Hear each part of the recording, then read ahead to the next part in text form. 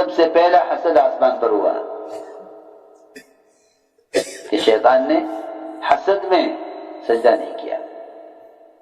یہ پہلا حکم جو آسمان پر ٹوٹا ہے وہ حسد کی وجہ سے، اور پہلا حکم زمین پر ٹوٹا ہے وہ بھی حسد کی وجہ سے. پہلا قتل جو ہوا ہے زمین پر وہ آپ جانتے ہیں، پہلا قتل زمین پر حسد کی وجہ سے ہوا، اور پہلا انکار اللہ کے امر کا آسمان پر حسد کی وجہ سے ہوا. دونوں یعنی سب سے پہلا جرم اور سب سے پہلا انکار اللہ کے امر کا وہ حسد کی وجہ سے. ادھر اللہ کے امر کا انکار، اور دنیا میں جو پہلا قتل ہوا ہے وہ حسد کی وجہ سے ہوا ہے. اس لیے فرمایا لا تحاسدوا، حسد نہ کرو ایک دوسرے سے ورنہ بغض پیدا ہوگا. پھر آگے فرمایا ولا تدابروا، جی ہاں، کہ تمہیں حسد آئے گا پھر نفرتیں پیدا ہوں گی. یہ نفرتیں تمہارے رخ کو ایک دوسرے سے پھیر دیں گی. ہمارا راستہ الگ، ہمارا راستہ الگ، یہ نہیں.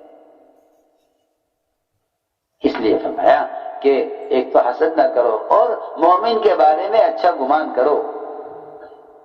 یہ سب سے اہم چیز ہے، اس کی سخت ضرورت ہے. مومن کے بارے میں اچھا گمان. اگر تم اپنی آنکھ سے بھی اسے کچھ کرتا ہوا دیکھ رہے ہو تو اس کے بارے میں اچھا گمان کرو کہ نہیں یہ نہیں کر رہا ہوگا. جو آدمی اپنی نظر سے دیکھے ہوئے گناہ کی تعویل نہ کرے وہ سنہرے کی تعویل کیسے کر لے گا؟ میری بات مشکل سے آئے گی سمجھنے. جو اپنی آنکھ سے دیکھے ہوئے گناہ کی تعویل نہیں کر سکتا وہ سنی خبر کی تعویل کیسے کر لے گا؟ ہاں، مومن کا مقام یہ ہے، مومن کا درجہ یہ ہے کہ اگر تم مومن کو اپنی آنکھ سے گناہ کرتے ہوئے دیکھ لو تو تم اس کے گناہ کی تعویل کرو. اس کا حکم ہے. عمر رضی اللہ تعالیٰ عنہ نے پیالے میں شراب پیتے ہوئے ایک آدمی کو دیکھا اور کہا عبد الرحمن دیکھ رہی پیالے میں کیا پی رہا ہے؟ عبدالرحمن عوف نے کہا مومنین آپ نے وہ کام کر دیا جس سے اللہ نے آپ کو روکا ہے.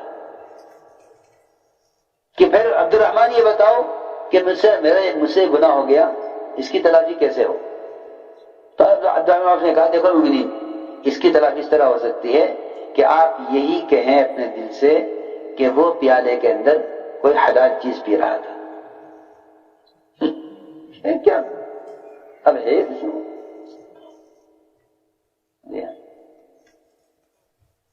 دیکھو یہ فوراً یہ جواب دیا حضرت عمر نے میرا اس گناہ کی تلافی کیسے ہوگی؟ کیونکہ میں نے دیکھ لیا کہ وہ پیالے میں غلط چیز پی رہا ہے. تو آپ نے کہا کہ دیکھیے مومنین آپ کے اس تجسس کی تلافی، اس گناہ کی تلافی اس سے ہوگی کہ آپ سوچیں کہ اس پیالے میں حلال چیز ہی پی رہا ہوگا بس. ہاں، حالانکہ مومنین ہیں جنہیں حدود بھی قائم کرنی ہے، جنہیں تربیت بھی کرنی ہے، جنہیں امت کا حال خود دیکھنا ہے. جی ہاں، جنہیں یہ مقام یہ کام دیا گیا ہے کہ رعایا کی تربیت کریں وہ تو یہ کر رہے، اور وہ عوام الناس جن کے ذمہ نہ حساب نہ نگرانی نہ ان کو کسی نے مربی بنایا، وہ بیچارے ایک دوسرے کی کمزوریاں تلاش کرتے پھرے اور کہتے کیا ہے کہ ہم تو اصلاح کے لیے کر رہے ہیں. ارے اصلاح کے لیے فساد ہوتا ہے؟ اصلاح کے لیے فساد ہوتا ہے کہ ہم تو اصلاح کے لیے کر رہے ہیں؟ کہ نہیں، اصلاح کے لیے دیکھو کہ تم نے اصلاح کے لیے کوئی منکر طریقہ اختیار تو نہیں کیا. اس لیے کہ منکر سے روکنے کے لیے منکر طریقے اختیار کرنا خود منکر ہے. منکر سے روکنے کے لیے منکر طریقے اختیار کرنا یہ خود منکر ہے. منکر سے روکنے کے لیے معروف طریقے اختیار کرو. معروف طریقے تمہیں سنت میں ملیں گے. مسجد پیشاب کرنے والے نے منکر کیا، آپ نے اس کے ساتھ کیا معاملہ کیا وہ بتائیں گے کہ منکر سے روکنے کا طریقہ کیا ہے. یہ نہیں کہ آدمی اصلاح کا ارادہ کر لے اور منکرات اور جو ہے حدود کو پار کر جائے کہ میں تو اصلاح کے لیے کر رہا ہوں. وہ حضرت سے کہا ایک صاحب نے کہ حضرت دعا کر دیجئے میں مسلمانوں کے حالات ٹھیک کرنے کے لیے اور اس کے لیے الیکشن لڑنے جا رہا ہوں. کیا کہا؟ الیکشن لڑنے. تو اس نے فرمایا کہ تمہارا پہلی ارادہ لڑنے کا ہے تو اللہ تم سے اصلاح کا کام کیسے لے لیں گے؟ ہاں کیوں بھائی؟ آپ دیکھ لو پوری دنیا میں ہر ملک میں الیکشن کے لیے یہ کا لفظ استعمال ہوتا ہے لڑنے کا. ہاں تو بھائی الیکشن لڑو گے، الیکشن لڑیں گے، الیکشن لڑیں گے. ارے یہ تمہارے ارادہ پہلی لڑنے کا ہے تو اللہ تمہارے ذریعے سے کوئی خیر کیسے لے آئیں گے؟ تو میری بات یاد رکھیو، اصول کے لیے لڑنا سب سے بڑی بے اصولی ہے. اصول لڑنے کے لیے نہیں ہے، اصول تو ڈرنے کے لیے ہیں. آپ بھی ڈریں ہم بھی ڈریں، آپ بھی ڈریں ہم بھی ڈریں. اصول کیا کے لیے؟ ڈرنے کے لیے. لیکن لوگ کیا کے لیے؟ لڑنے کے لیے کہ اندر لڑ کے اصول قائم کریں گے. نہیں، لڑائی اصول نہیں قائم ہوتے کیونکہ لڑائی بے اصولی ہے. لڑائی سب سے بڑی بے اصول. ہاں دیکھا جائے کہ حضور اکرم صلی اللہ علیہ وسلم نے اس معاملے میں کیا کیا. صحابہ سے غلطیاں ہوئیں، آپ کا کیا معاملہ ہوا؟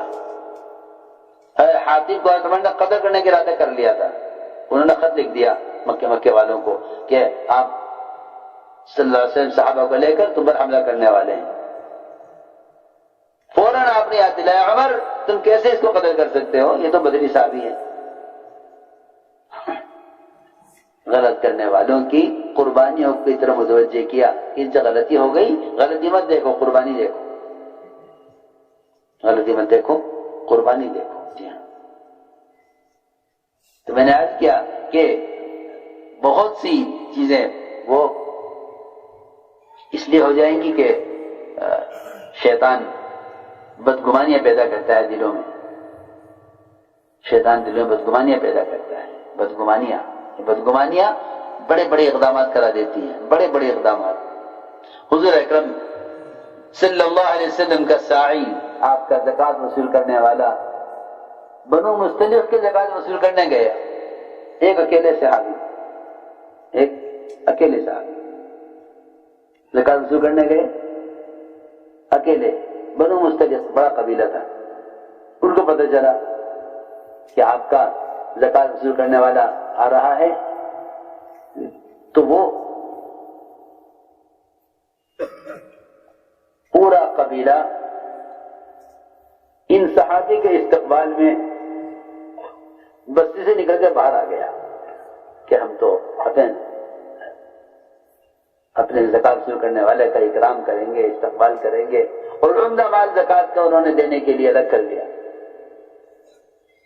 اب منافقین سے کہا جائے کہ یہ اجتماعیت اور یہ اطاعت اور یہ فرائض کا شوق امت میں اس کام سے پیدا ہو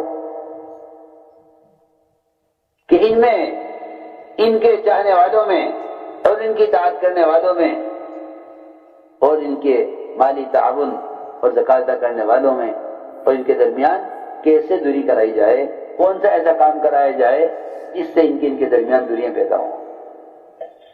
تو یہ صحابی بھی آدھے راستے پر تھے. ایک منافق ملا، پوچھا کہاں جا رہے ہو؟ میں جا رہا ہوں بنو مستلق سے زکوٰۃ وصول کرنے کے لیے. تو کہا تمہیں حالات کی خبر ہی نہیں ہے، وہاں کیا حالات ہیں. ہاں آج کے لوگ یہ کہتے ہیں تمہیں حالات کی خبر ہے کہ نہیں؟ مجھے تو نہیں خبر کہ میں بتاتا ہوں. ہاں تم بڑے سیدھے ہو، تم جا رہے بنو مستلق سے زکوٰۃ وصول کرنے کے لیے، وہ پورا قبیلہ تمہیں قتل کرنے کے لیے بستی سے باہر کھڑا ہوا ہے. تمہیں قتل کرنے کے لیے بستی سے باہر کھڑا ہوا ہے اور زکوٰۃ دینے سے سب انکار کر رہے ہیں، کوئی زکوٰۃ نہیں دے رہا ہے. میں سچی خبر لے کر آیا ہوں. ہاں اس لیے کہ لے کے آدم علیہ السلام سے آج تک جس نے بھی کسی کو کسی خیر سے محروم کرنا چاہا وہ اس کے پاس امانت دار خیر خواہ بن کر ہی آیا. آج ہی میں تم سے کہتا ہوں سب سے کہ خبر لانے والے کے فاسق اور مومن ہونے کا اندازہ خبر صحیح معلوم ہو جائے گا.